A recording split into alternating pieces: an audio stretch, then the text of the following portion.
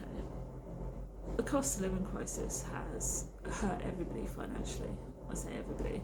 The one thing about England is we've always been a very classist country. We've got the low people, the poor end of the spectrum. Then you have the working class, the middle class, and the nobles. Very rich people here at the top. What seems to have happened because of the cost of living is we've gone from the low end, the working, to us, the low end, middle class, and then the rich people. We've lost a class. We've lost the middle class. They've gone. They've disappeared completely because the middle class are putting themselves in debt. The working class are putting themselves in debt. They've gone from living quite comfortably in private rented houses, working really hard to pay all their bills, living quite nicely. No real stresses, no real worries about money. They've lived quite comfortably. They're capable of paying for private rent. They have been able to work, live nice and comfortable. Until now, where you're finding more and more of them are putting themselves in debt. And now they've gone from working class to poor, to the lower end of the spectrum, because what's happened is the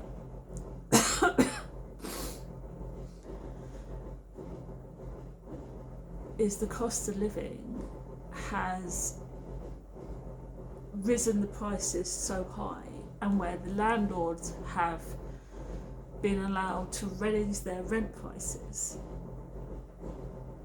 and with everything else on the rise, everything but the wages have risen. The wages have stayed the same, which has hindered everybody. And in doing so, we've been relying on handouts from the government, we've been relying on help from the government to get us by, especially through the winter, which has been freezing. For the first time in a few years, we've actually had a really cold winter. And across the country, not just up north and in Scotland, but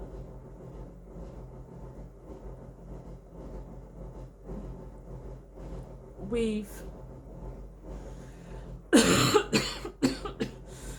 with everything that's going on,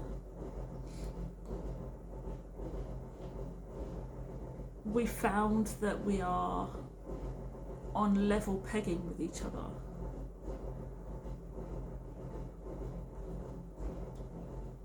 And with that, more and more people are becoming depressed and anxious. The homeless rate has increased, and the homeless rate has increased due to the no-fault evictions.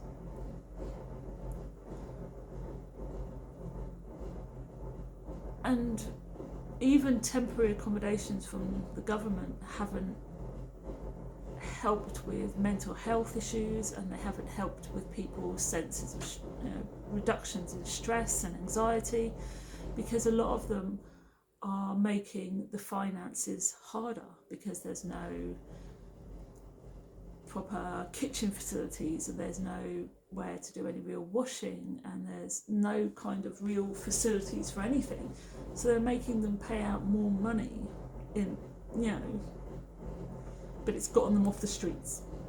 That's it. Which is great, they've got a roof over their head, but they haven't got anything else, so they're paying out more and more money, which is causing more and more stress. And the one thing about stress is it causes your body to kind of break down. the more and more stressed that you are, the more ill you become. If you can't de-stress your body, it becomes ill, and it kind of just stops working. The reason that there is this concept that stress can kill, and if you don't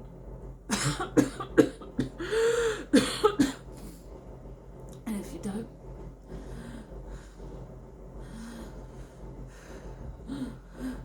if you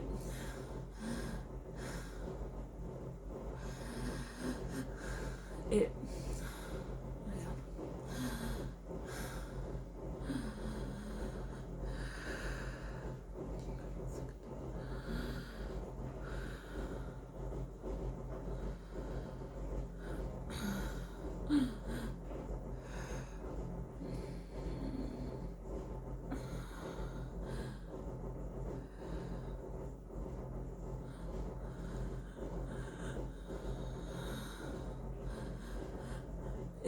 if you don't control your stress levels,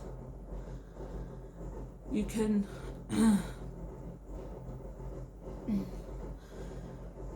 end up really ill.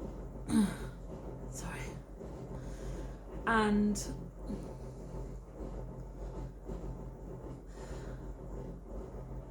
in doing so, people end up out of work, which adds on more stress and anxiety. So people's mental health have been really affected by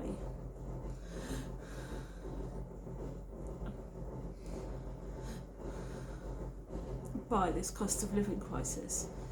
And the one thing that's really happened over the last 2 years is more and more people have sought out therapy and help for anxiety and depression, and more people have needed to take time off due to mental health issues, and due to sickness and due to health issues, because due to stress. I mean, a good friend of mine has had to take more time off in the last year due to stress than any other time in the last 6 years that she's worked for this company.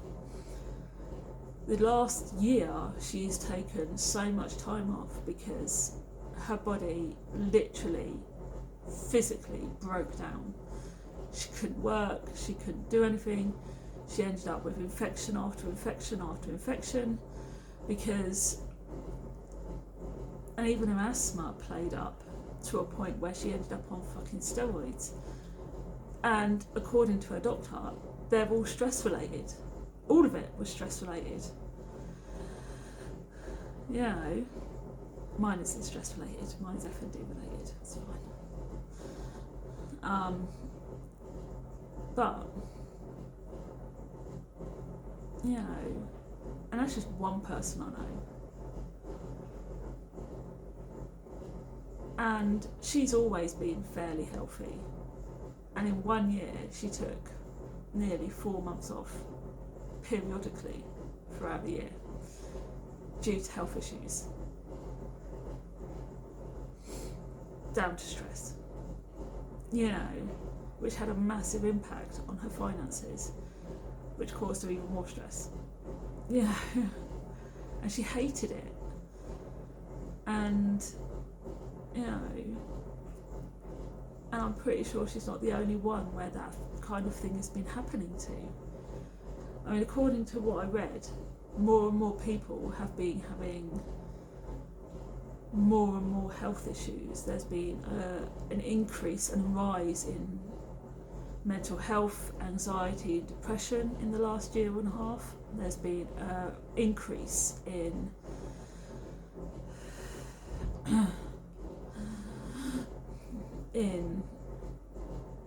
stress-related health problems in the last year, and it's all down to financial issues.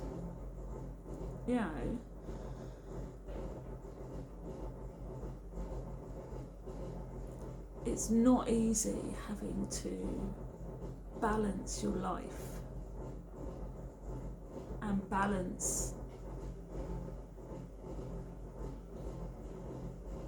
your work, your finances, and everything else. But when it has such a detrimental effect on your well-being, because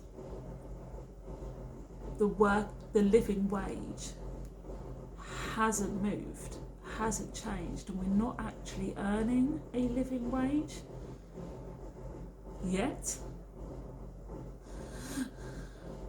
then although they keep saying it's going to change, it hasn't yet. And until it does, and until we start seeing a drastic change in our wages, we're going to find it hard. It's such a difficult time. And it doesn't help that we're seeing so many strikes, and it's almost back to the 80s where everybody's striking left, right and centre, and it's not making our lives any easier. Watching the train strikes, so if we commute to and from work, with trains striking left, right and centre, with the post striking, and now the hospitals are striking, and you know, it's almost like we're moving backwards, you know, and you just sit there and you think, oh God, it's just one more thing we have to worry about, you know.